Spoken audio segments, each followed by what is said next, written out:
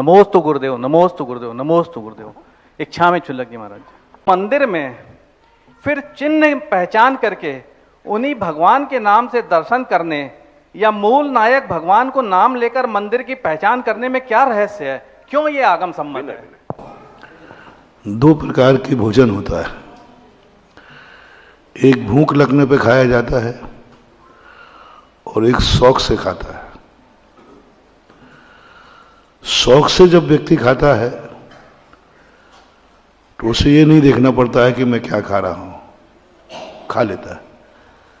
लेकिन जब रोगी से खाता है तो उसे देखना पड़ता है कौन सा फल खाऊं। रोगी व्यक्ति के लिए, जो रोगी नहीं है, स्वस्थ है, उसको नहीं सोचना जो भी तक रख दोगे वह सभी फल खा लेगा, सब खा ले, कोई भी खा लेगा क्योंकि स्वस्थ है। लेकिन वही व्यक्ति यदि रोगी है तो उसको फिर चयन करना पड़ेगा कि नहीं, नहीं भाई ये नहीं खाना, मुझे ये खाऊंगा। तो भक्ति भी दो प्रकार की होती है। एक भक्ति की जाती है स्वभाव से, शौक का अर्थ है स्वभाव, बस अपनी भक्ति।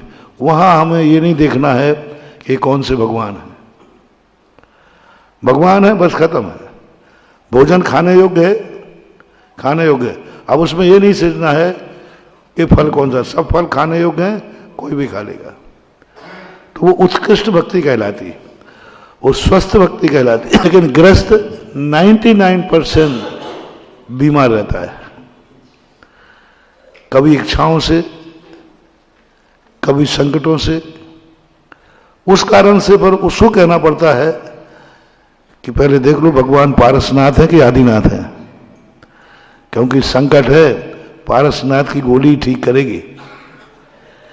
तो फिर ये जो जब आ जाता है फिर नाम, चिन्ह, व्यक्ति, उसकी एनर्जी, उसका स्वरूप।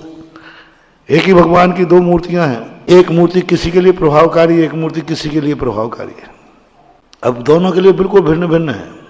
एक मूर्ति सफेद है, एक रेड है, और दोनों मूर्तियां अलग अलग एक ही भगवान की है।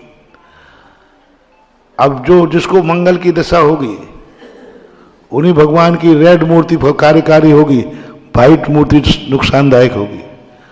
और जिसकी शुक्र की महादशा चल रही है वही वासपूज भगवान, उसको सफेद वाले का गंधोदक ज्यादा फलेगा, लाल वाले का नहीं फलेगा क्योंकि वो बीमार है। तो ये चिन्ह, नाम आदि बीमार लोगों के लिए बनाए गए हैं कि तुम्हें कौन सी बीमारी है, कौन से भगवान बैठालना है, कौन से नहीं बैठना।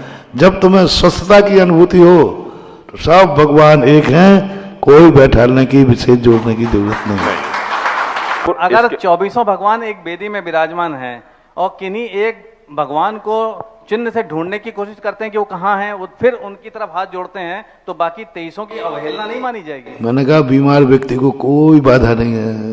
नमोस्तु। बीमार व्यक्ति पूरे मेडिकल में वही जो कौन सी दवाई है, कौन सी दवाई है, तो वो शेष दवाइयों की उपेक्षा नहीं है, क्या करे, वो बीमार है।